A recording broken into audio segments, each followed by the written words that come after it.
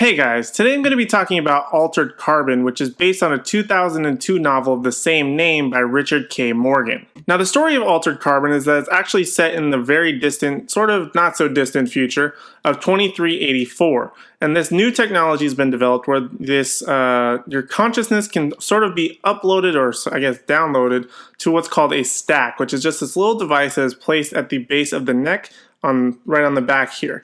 Now, all your consciousness is then put onto this what's called a stack, and then it can actually be removed later if you do die, assuming that it is intact. Now your body can die, but as long as the stack remains intact, it can actually be put into a different body. Now these different bodies are called sleeves. The stacks go inside the sleeves, and then your consciousness will be essentially transported from your original body into this new body, and you can essentially live forever with this method. Now, the main character of Altered Carbon is Takeshi Kovacs, who's a former mercenary and soldier who sort of commits crimes throughout his life as opposed to being a soldier, and eventually gets re-sleeved 250 years after his most recent death. He's then recruited to help the wealthiest man in the world solve his own murder. The best way that I can describe Altered Carbon and the series itself, it's very much a mix of Blade Runner with some Westworld aspects, but instead of robots of Westworld, it's more into body switching. Now, a lot of the concepts and ideas presented in Altered Carbon are some of the best that I've seen in sci-fi or futuristic sci-fi in quite a long time. A lot of them are very much retreads of other things we've seen, as I mentioned previously before. A lot of Blade Runner sort of influence with sort of that dirty dystopian future with a lot of new interesting technology, a lot of great things to be offered, but there's also a lot of darkness and grimness and corruption, things like that happening inside this world. It's very reminiscent of that, but I think the whole aspect of the body switching, the stacks, the sleeves, re-sleeving, all of that felt very new, and that's really what kept it really interesting and fresh for me. Now, I actually really did enjoy this show. I really enjoyed each episode as it progressed. It definitely did evolve. It had me a little bit worried in the beginning when Kovacs is first introduced to this wealthy man. He wants him to solve his murder. It started to feel a little bit repetitive, and things felt like they would end rather quickly, and we were only in about episode 2, maybe 3. And I really felt like maybe this show really can't last that full 10 episodes. There's going to have to be something new to really captivate me. But they really started to evolve. They started adding more and more elements beyond this central mystery that really drives Kovacs. You really find a little bit more about his backstory. That was a really great episode. It just sort of builds on each other. There's certain aspects of this series that you don't really expect to see coming, but they sort of either come full circle or they have some sort of relevance to his now person. But what I mean by that is that a lot of things that happen in his past affect how he is now. And they sort of come back, I wouldn't say to haunt him necessarily, but some of it actually becomes quite useful. A lot of his tactics, a lot of things that he's been trained to do very much help him in the world that he's in now. I really felt like there's so many elements that get built upon that sort of main central story with Kovacs. There's a lot of things there's a couple of love stories kind of working in the background. It's not very in your face, which I liked a lot. It's very much in the background. People's sleeves and stacks having past relationships sort of with other lives, I guess is the best way to put it. It's actually really kind of complicated to kind of describe in a video, but I'm trying to do my best with it, at least on that aspect. There's a great story of family with Kovacs and his sister. There's a lot of great corruption sort of story elements going on there. There's a big central sort of hidden mystery beyond the murder of this wealthy person in the future. There's a lot of great elements to this story that I felt like really built upon each other. There's really no one you can take out without removing some aspects or big chunks of the other, and they all very much blended together, which really made it even more captivating, and you wanted to find out what was going to happen next, whether it be with Kovacs, his sister, his past relationships, these sort of hallucinations he sees every once in a while. There's a lot of different elements that are at play, and although you want to find out who killed this wealthy man in the future, those elements sort of leave breadcrumbs to other things, and it just builds and builds and builds, and it sort of pays off at the end, but not really. That'll be one of my complaints in just a few minutes. But let's backtrack a little bit first, and let's talk about the characters and the actors themselves. I'm really only going to talk about one because there's a ton of different actors with characters being re-sleeved and going into other characters. There's certain aspects that I can't really encompass the entire cast. I will say, however, that the cast itself did a really great job. But the one I really want to focus on is Joel Kinnaman, who does play our main character of Takashi Kovacs. Essentially, he's been re-sleeved, and he's originally Asian, but he's been re-sleeved into this white male. And they actually go back and forth with his history a lot occasionally, which I think is really cool. They don't completely let you believe that this white guy did everything. They very much use a lot of the influences of his Asian past, which I think is kind of cool. But I feel like he actually did a really good job in this series. He actually gets a lot of slack for his performances in Suicide Squad and RoboCop.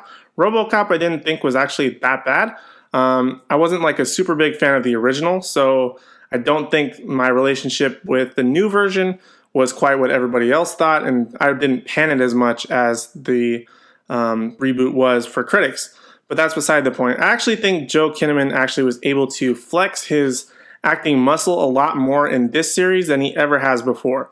His character of Rick Flag in Suicide Squad was kind of a disaster. That whole movie itself was a disaster. But he really got to portray several different things. He got to do plenty of action scenes, which were really cool. He got to flex his a little bit more emotional acting chops, which was really cool. He actually does a really good job, and I would like to see him in more things. I just don't think he's had that role yet, but I think Altered Carbon might be a step in the right direction for him and his future acting. Whether he'll return for maybe a future season, I'm not entirely sure, but I think he's hands down probably the best actor, I guess you would say, although the rest of the cast did do a pretty good job. Something that was very interesting for me in Altered Carbon, though, was a lot of the cinematography and sort of camera work that went into the show itself. Now, there are a couple of scenes which I want to talk about in particular. There's a big influence of sort of this fisheye, wide angle, sort of bending edges shots, which I thought was very interesting to use. You don't really see that in a lot of big cinema. Actually, you never see that in big cinema. I think that this was really the platform to try and introduce some of those things, being in that a lot of those frame bending scenes happen in sort of a virtual reality type of world. So you kind of have to get that full 360 panoramic type of view, which only really a fisheye can kind of give you. So I thought that they used that pretty cleverly, I don't know if that's a word, in a lot of scenes. And I feel like that really worked out, but it was definitely an interesting choice to see. Something else that was really interesting, and it's really only in one scene, is that instead of your standard over-the-shoulder shot, but having a conversation between two characters where you can sort of see the edge of one character and the full face of the other character that they're having a conversation with, this one actually decided to do something very strange, where it sort of moved that over-the-shoulder shot very far to the side. And so our character from we're sort of getting that over-the-shoulder for took up about half the frame. The other half of the frame was the face of the person they were conversing with. It only really happened in one scene, but it was just an interesting shot that I felt like they took the liberty to try and do. Definitely very interesting, and I definitely had some mixed emotions about it. I was kind of confused when I saw it, but it was kind of nice to see something a little bit different than your standard over-the-shoulder shot, which I definitely appreciated. Now, as for complaints for Altered Carbon, I only have two very minor complaints, nothing too big. The first of which is that it can be a little bit complicated when you're trying to explain this. You probably have no idea what I'm trying to say in this video unless you actually watch the show and can understand some of the terminology and things that happen within the show itself.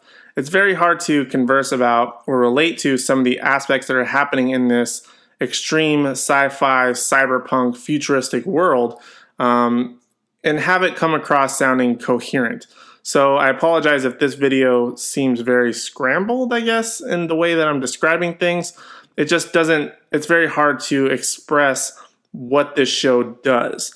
And I think that's one of the most difficult things to do is sort of explain it to someone else and get them interested in it to actually want to watch it. It's definitely worth watching. I would 100% say that. It definitely has a lot of great things. Those shots that I just mentioned, a lot of the visuals, the technology that's used, The storyline is actually pretty good. There's a lot of great things, but it just becomes so confusing the more you try and explain it. And there are certain aspects that as you're being introduced to the world, you're confused on what certain terminology, who certain people are, or even what certain companies may be, because things can change so easily. For example, the whole concept of stacks being put into different sleeves. If somebody's stack gets put into a different sleeve, that character's consciousness is now in a different form. So if that character comes back and starts having a conversation and saying, I'm this person, then you have no idea, you try and have to have a disconnect that, oh yeah, their consciousness is now in a new body, so now they look like this. And that can easily become confusing, especially for new viewers and it being its sort of introductory season. I don't know if there's going to be future ones. I'll get to that in a second. But I think that that's something that I kind of struggled with. But I do think that once you get into a lot of the terminology and things that are happening, it begins to make more sense. Now, my other issue, as I mentioned just a second ago and even a couple minutes ago, was how it ends. I feel like how this series ends, and I don't want to get into any spoilers with this one. It's actually going to be a spoiler-free review here. I feel like that there's a lot of questions that I have in ways that they can sort of carry it forward. I feel like a lot of the things that got wrapped up in this season fairly much wrapped up just about the entire thing. There are some threads that I think that they can sort of continue on to with an Altered Carbon Season 2. But I think the benefit of having an Altered Carbon Season 2 and the way that the world is built is that they can actually be a little bit more creative. If they can't get Joel Kinnaman or some of these other characters back, they can sort of progress it still by having a stack be moved into a different sleeve. That character is now a totally different face, and they can continue the story in some new way. I think that's actually probably one of the best things that they have going forward for them for progressing to future seasons. Again, I don't want to give anything away in regards to what happens at the end of the season, but I feel like that's one of the best ways that they would be able to continue certain aspects, but I'm just sort of speculating and I don't really know. So I guess we're just going to have to wait and find out. To be completely honest, I never really felt bored with Altered Carbon. It always kept me interested or captivated in one form or another, whether it be the story aspects, the visuals, some of those interesting camera shots, technology that's used, the whole idea of stacks being moved into sleeves, people becoming different people, can live forever. There's so many different aspects that can keep you interested in Altered Carbon that I wouldn't say it's for everyone necessarily, but I definitely think it's worth giving a shot to watch it. There's a lot of things that you will never feel bored because there's always something interesting you in the show, whether you're coming back for the story, you're coming back for those visuals. There are a couple of stunt/fight scenes that I think are really cool. There's just a lot of different things that this series has going for it. Although it does have a couple of small nitpicks here and there of things where I think it can sort of hinder some people. The amount of sort of sex and nudity might be things that people may not be super interested in, and there is a lot of that. But I don't think that should detract you. I think it's just sort of showing you of how open and sort of expressive a lot of these people can be in the future, because the body is now just a vessel. It's not necessarily who you are. You can literally move your consciousness to another body and live forever or live a completely different life. So there's a lot of conflicting sort of things happening back and forth. But I do think it's totally worth watching. I would 100% watch it again, and I really would like to see a season 2 and see what progresses with these characters, or whether it be just one or a few of the characters. I would really like to see more of it. And for that reason, the overall grade that I'm going to give Altered Carbon Season 1 a B+. So guys, those are my thoughts on Altered Carbon Season 1. You can now catch all 10 episodes of Season 1 now streaming on Netflix. If you have seen it, be sure to leave me your thoughts and opinions down in the comment section down below. I would love to talk more about this series. There's a ton of different things we could talk about. So I would definitely love to hear your thoughts and opinions on this series itself. But other than that, that's really all I have for now. Thank you guys so much for watching, and I hope to see you in the next one.